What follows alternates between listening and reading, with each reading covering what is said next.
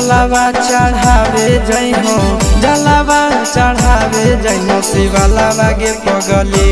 गौरा मैया के सैया से मंगी होई है पगलावा गे पगली गौरा मैया के सैया से मंगी होई है पगलावा गे पगली जलावा चढ़ावे जई हो जलावा चढ़ावे जई हो शिवालावा गे पगली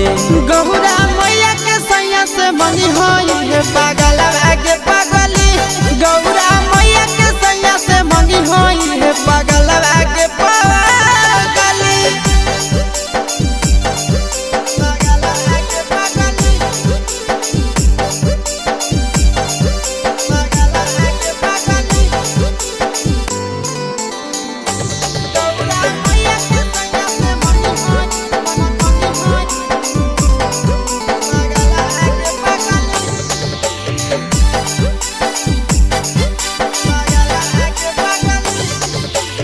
सावनों में कदी है भोले बाबा के ढायनावा सातो जन्म हमारे के मानी है सजनावा सावनों में कदी है भोले बाबा के ढायनावा सातो जन्म हमारे के मानी है सजनावा पूजी हो चरनिया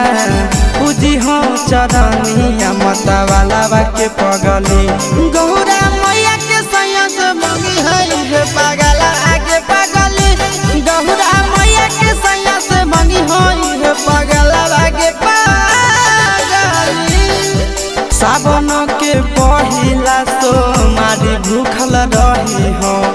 दिलावा के बतिया भोले बाबा जी से कही हो